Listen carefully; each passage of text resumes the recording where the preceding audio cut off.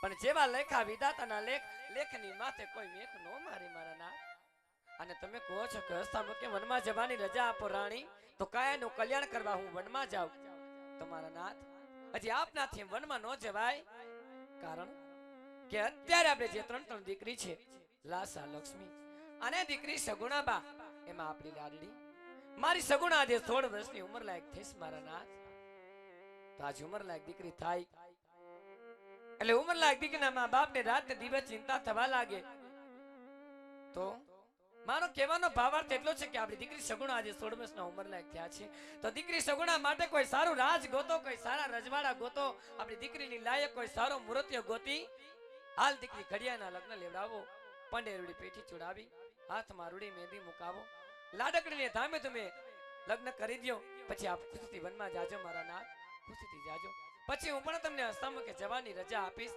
પણ પહેલા હવે આપણે આ છેલ્લો લાવો દીકરી સગુણાબાને પરણાવવાનો આપણે ધામે ધૂમે લેવો છે મારા નાથ. તો રાજમાંથી ગોરદેવ બોલાવો અને દીકરી સગુણના લીલુડા નારિયેળ હવે દેશને પરદેશ મોકલાવો મારા નાથ. હા સતી, આજે તમારે વાત કેવી રાજા જમલે સત્ય લાગે છે સતી. દીકરી ઉંમર લાયક થાય તો ને સાસરે શોભે છે સતી.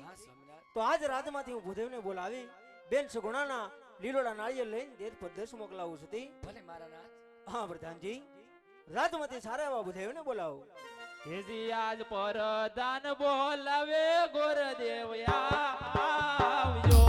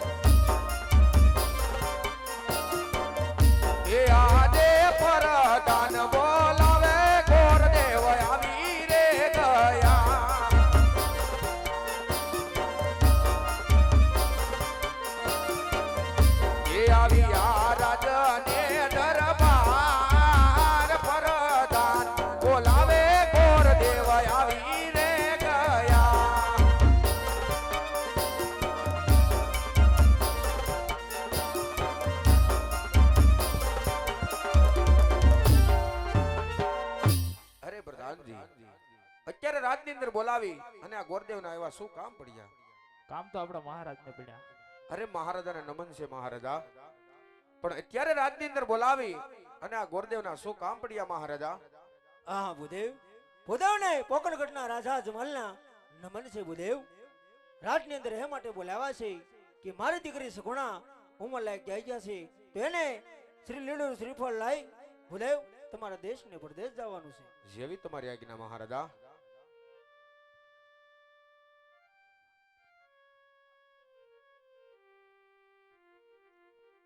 હા હા ભૂદેવ, જતા જતા ક્યાં દેશ જવું ક્યાં દેશ ન જવું હું કહું તમે સાંભળો ભૂદેવ, હું કહું તમે સાંભળો.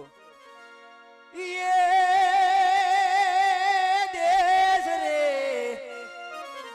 એ દેશ રે એ જાજો રે પાણી તમારા દેશ જાજો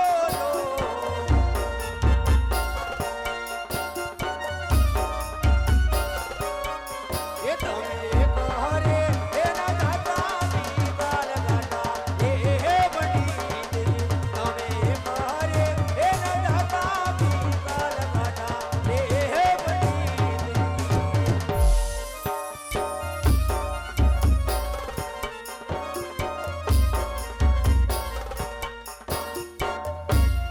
હા ભૂદેવ, દેશ જાજો પ્રદેશ જાજો એક ન જાતા પિંગળગઢ ભૂદેવ. અરે મહારાજા, આ પિંગલગઢ ન જવાના કોઈ કારણ? હા હા ભૂદેવ, પિંગળગઢના રાજા પટિયાર તેમને મારે 20 વર્ષના વેરશાલ્યો છે ભૂદેવ, તો કે પિંગળગઢ ના જતા મારી આજ્ઞાનું પાલન કરજો ભૂદેવ. તો જેવી તમારી આજ્ઞા મહારાજા. પણ કદાચ બેન સગુણાના ગમે ત્યાં ભાગ હોય તો બેન સગુણાના લીલુડા શ્રીફળ શિકારીને આવું તો તમારે મંજૂર કરવા જોઈએ મહારાજા. હા ભૂદેવ, કદાચ મારી દીકરીને આવા લેખ લખેલા હોય ભૂદેવ, આજ મારી દીકરી સગુણાના લીલુડા શ્રીફળ તમે ગમે ત્યાંથી લાવીને આવો, રાજા અજમલને મંજૂર છે ભૂદેવ. તો જેવી તમારી આજ્ઞા મહારાજા.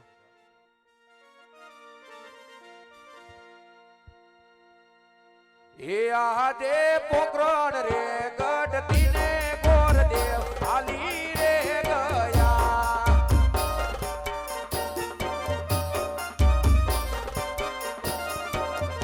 એ દાવા દેશ પરદેશ પોકરણ રે છોડીને ગોરદેવ હાલિયા રે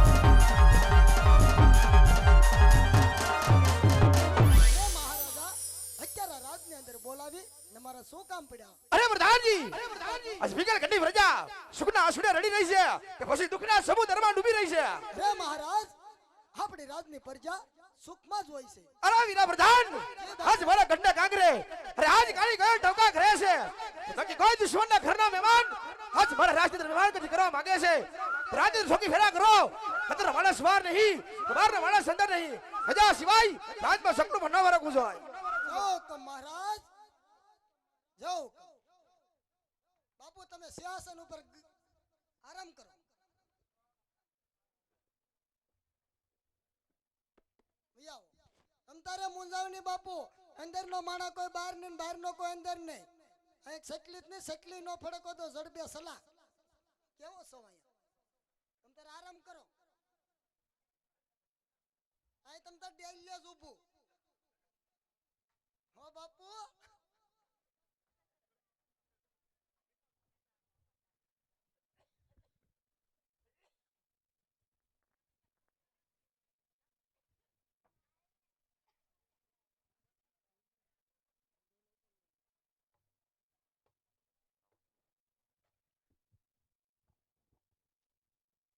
તમે કોણ છો એલા? અમે હા અમે જાનવર છીએ જાનવર છો? તો કેમ જાનવર જેવા તમને દેખાય અમે એટલે હું એમ નથી પૂછતો, તો તમે પૂછો કેમ તમે આયા કોણ છો? એટલે અહીંયા તમે હું કરો એમ હા અહીંયા રાજની મહારાજન સોકી ફેરો કરી કા બાપુ એની નીચે નામે પ્રધાન લે તમારું નામ પ્રધાનજી છે? તો પ્રધાનજી આજ રાજ તો સારું લાગે. લે રાજ એમ છે પણ ગઢનો કાંગરો ક્યાંય નહીં દેખાય તમને નહીં નહીં પ્રધાનજી, હાજી તમારા બાપનું નામ શું છે? અમારું નામ તમારા બાપનું નામ? અમારા બાપનું નામ હા સીધું હા. ઈ એમ આવી ગયું તમારી માનું નામ? ઈ આવી ગયું કેમ એમ? હું કહું એમ વાંચી લે હું કહું એમ લખી લે મારું નામ કેશો તારું નામ કેશો? મારા બાપનું નામ સૌજી તારા બાપનું નામ સૌજી? મારી માનું નામ વજી ઈ ખોટું થાય, એક હારે વાસનેજી ઈ ખોટું થાય ભાઈ. કેમ નામમાં થોડોક ફરક છે. નામમાં ફરક જ ન હોય તો જગ્યા નથી ને કે 15 નાખ દેવા થા એવું છે? આ તણે જ આવ્યા તમે નામમાં શીખણાઈ કરો? નામમાં શીખણાઈ કરવી પડે ને બાપા અત્યારે મોંઘવારી કેવડી પ્રધાનજી, હાજી આ આંકડાની માળા તમે કેમ ઠપકારી? કેમ અમારે નો પેડાય તમારે થોડી પહેરાય, કેમ ઈ તો હનુમાન દાદા પહેરે. હનુમાન દાદા અમારા સંબંધી થતા હું અમારા દાદા ને અમારા બાપના દાદા અમારા ખાનદાનના દાદા એવું છે?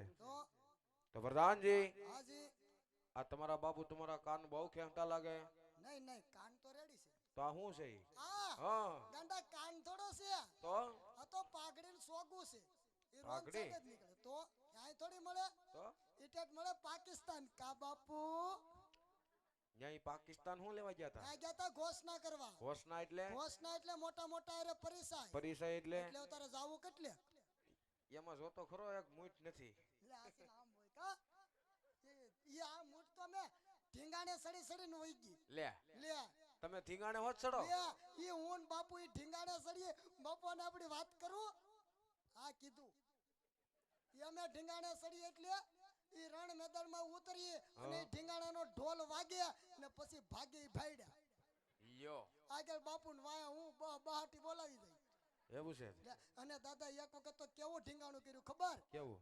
ઈ તારે હું ને બાપુ બે તલવાર લઈને ઉતરી જાઓ રણમાં હા બાપુ આગળ ને હું પાછળ ભાગવામાં? નહીં તો ઢીંગાણામાં હા. ને એક વખત તમે એવું ઢીંગાણું કર્યું કે તલવાર લેન બે પગ કાપ્યા ઓય બાપા, એ ધીંગાણું હશે કેવું? પછી બે હાથ કાપ્યા હમ. પછી એને કર્યો કમરેથી જુદો બોલો અમારું ઢીંગાણું હશે કેવું અરે પણ ઈ ધીંગાણાની તો હું વાત કરવી. કઈ ઘટે જ નહીં એવા ઢીંગાણા અમે કરીએ પણ માથું માથું મારી પેલા કોક વાટી ગયું તું ઠેક, તમે મરેલા ને મારો. મરેલ ને કા બાપુ અમે ઈ પણ એમ નહીં, આ તમે ભાગડી તો હા. બતાવી નહીં. માંગતો નહીં હું નહીં માગું. માંગતો નહીં કારણ કે બાપુ લાવ્યા પણ ભલે ને તારા બાપુ લેવા, પ્રાઇવેટ લિમિટેડ નાણાયણ કંપની માંગતો નહીં નો માગું એલા ભાઈ. બાપુ લાવ્યા આ સોવણી ને મારે શું કરવી? કોણ થોડી છે જો ફૂલ લંબાઈ. ફૂલ લંબાઈ એમ નહીં દાદા આમાં જે સિનેમાની ઘોડે રિમોટ કંટ્રોલ ભેગું આવે આમ કરે એટલે ભેગી થાય એમ નહીં આમ કરીને એટલે નોખી નોખી ફેલાય કેમ એમ વાર લાગે? આમાં સો હાથ ગાંઠું વળી ગયું રિમોટ માં એટલે